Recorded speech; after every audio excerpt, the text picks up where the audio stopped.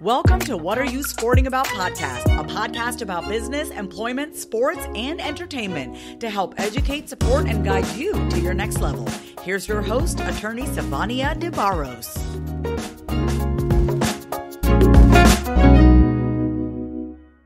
Hey guys, welcome back. Thank you for listening to this podcast. You are speaking or hearing Sivonnia DeBarros, the protector of athletes. And today I have Taj Dashaun with me today. Hi, Taj. Hey, Sivonnia. Thanks for having me. I'm happy to be here. No, thank you for joining. You've been doing some amazing things, and it's been a while since you and I connected since the first time. But I'm so happy that you decided to be a guest on this podcast. So tell us a little bit about you and your former history as a athlete and where you are now. Absolutely. And I love, by the way, that you introduce yourself as a protector of athletes. You know, I feel the same way. I look at myself as a protector. I look at myself as the light at the end of the tunnel for athletes who are lost. A little bit about my background. I won't go into all my stats and all that type of stuff and bore people to death. We're not here for that, you know. I played football at Stony Brook University. Once I graduated, really had a hard time. I mean, I knew I wasn't going to the NFL, but I really struggled just to figure out what my next steps in life were going to be. Once I started to get clear, I started leaning into just like working with people, doing recruiting, helping people, and eventually decided I wanted to branch off and start my own business using the skills I had acquired throughout my career path. And I realized that there was a need. I had a lot of teammates reaching out to me, a lot of former teammates, a lot of guys I grew up with, like, hey, Taj, man, we're lost. We're really struggling to figure out who we are outside of the game. You know, you're having all this career success. I'm back home working at Home Depot. Like, help me out, man. So I started doing some research, looking at what resources were available to former athletes, and saw, you know, virtually nothing, especially on a collegiate level. So I decided to create something of my own. That's when Thrive After Sports was born. And basically for the past 2.5, almost 3 years, I've been working as an athlete career transition coach, helping former athletes just map out the next steps of their lives, land jobs, start businesses. Anywhere they need direction, I'm there to support them. So much like yourself, I'm a protector of athletes too. Yeah, that is amazing. I love it. So Thrive After Sports. Now, I know you have a podcast with that name.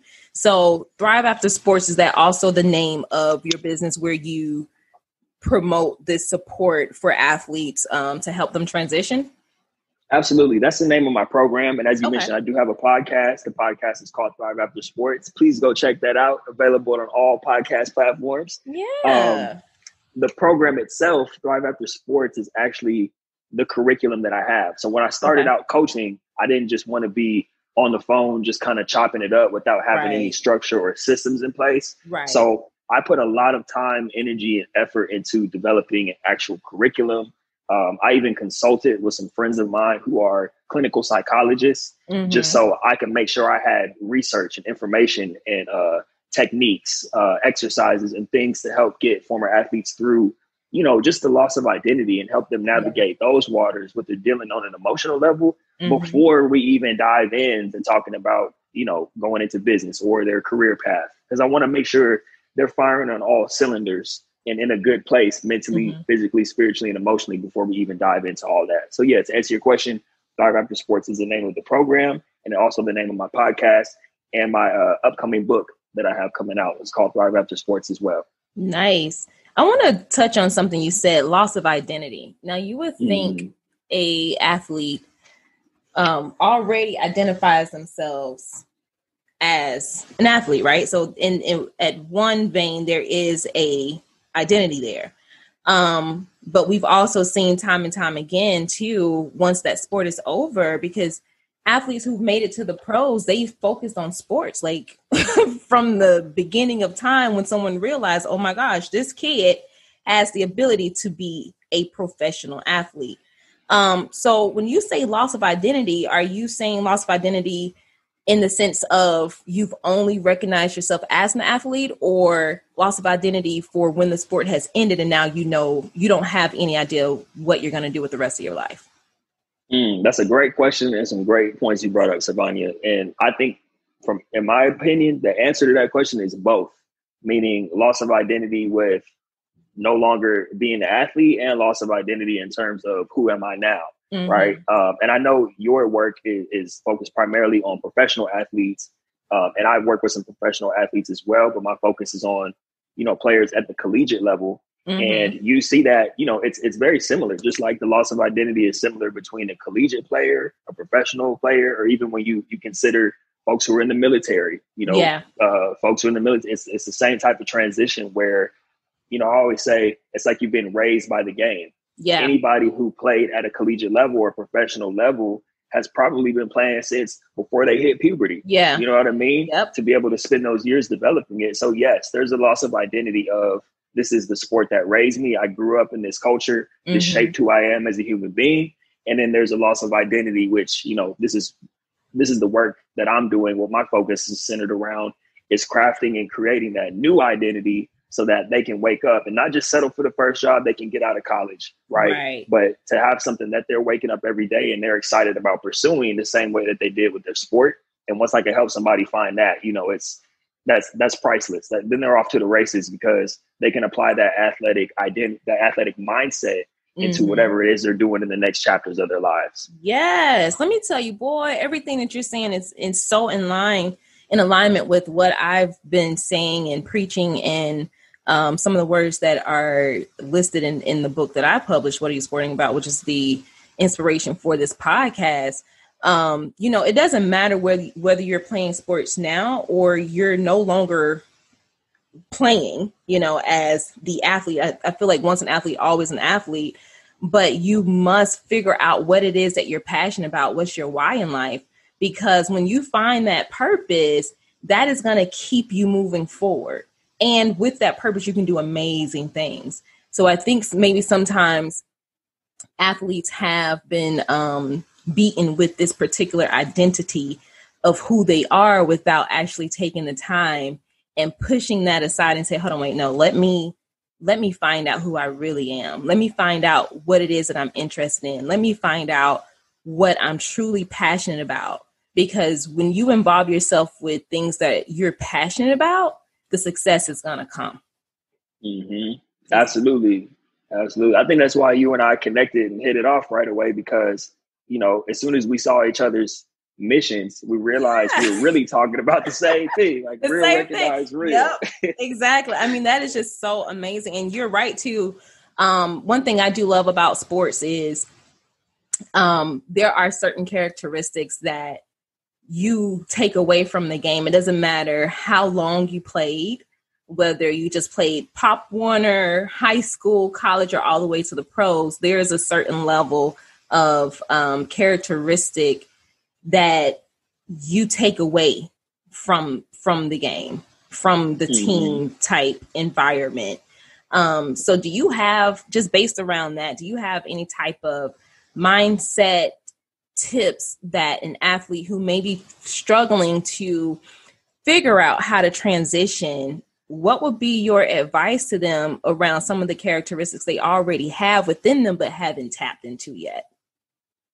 I think that, and that's a great point you bring up. I think that when we're talking about transferable skills or things that can kind of be carried over, I think that it's important to be able to tap into something like we just talked about, something that you're passionate about, something that you actually enjoy. And I recommend doing a lot of reflecting, because I look at it like with an athletic mindset, we can go anywhere and be top dog, right? You can go to any company, any job you land after college, you can go be like the top person there, no question. But what I run into is a lot of times people might go somewhere, put in all this work because they're like the go-getter at the office, but then get burned out because they're in the wrong career, right? So my whole thing is being intentional. And it really ties into your message. What are you sporting about? What is your why, right? Like I wake up every day and, I try to get the message across to former athletes that life is your new sport, right? Ooh, so that's what we're talking about here. What are you sporting about? Like I wake up every day, life is my new sport. And hey, there's no eligibility clock, right? Like I'm gonna still be 60, 70, 80 years old, treating life like it's a sport. So, but with that being said, there's no time limit on the rest of your life now that life is your new sport. Like we had, there's no expiration date on that. So why not start being intentional now? right? Like it took me a few years after college to really get my footing to start to be like, okay, you know, I want to do this. And I put in a few years of grinding to get me here. But I'm trying to encourage people to start immediately. If you can start at 21, 22, 23, fresh out of college. I know. Me too. That's what I'm thinking, saying. like, man, if I could rewind that freaking clock back, there would be so many things that I would do differently. You know, knowing what I know now. Oh my God. Exactly. We might be doing this podcast from a yacht somewhere if we had that 22, 23. Right. No, oh my gosh, that's the truth. But you're so on point, you know, because once you find out what it is that you're sporting about, it will help set up your life. So then what's your title? You can thrive after sports. And I think a lot of times people get hung up on the idea of I need to be in this particular situation or have this particular platform to do something. And that's not necessarily true. You need to find what it is that moves you, what it is that really will make you wake up every day to do something without getting paid for it. Exactly. Because if you have that much motivation, you have no other choice but to thrive. Exactly. Yeah. No one is making that. We're not getting paid to do this podcast right now. Right. But, like, both of us are here taking time out of our day. There's things that we both could, you know, obviously this could lead to opportunities for us and more people listening in. But at the same time, there's things that both you and I could be doing right now that are revenue generating opportunities. Right. But we're here doing this for free, taking time out of both of our days because we enjoy doing it. Like I wouldn't rather be doing anything else right now. So, see? And because we care about the outcome of other people's lives. That's it. So look, I'm so ready for your book to drop. Or has it dropped? It hasn't dropped yet. Okay. We're looking at a projected official release date of end of October, but it is available for pre-order now at thriveaftersportsbook.com. Okay. So you guys definitely make sure you're watching out for this book, Thrive After Sports, at thriveaftersports.com. And then you also mentioned Thrive After Sports program. So is that on the same website? No, the Thrive After Sports book is separate. That's like its own website, thriveaftersportsbook.com. Okay. You can learn more about my website, TajDashaun.com, has the links to everything else. So there's information about the Thrive After Sports program. All my social media is on there. The podcast is on there. All that type of good stuff can be found at TajDashaun.com. So, yeah.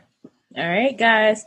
So look, that was Taj Dashaun helping athletes to transition after sports so you can thrive after sports. It's such a pleasure speaking with you, Taj, and I look forward to staying connected with you and finding ways where we can truly build value for these athletes.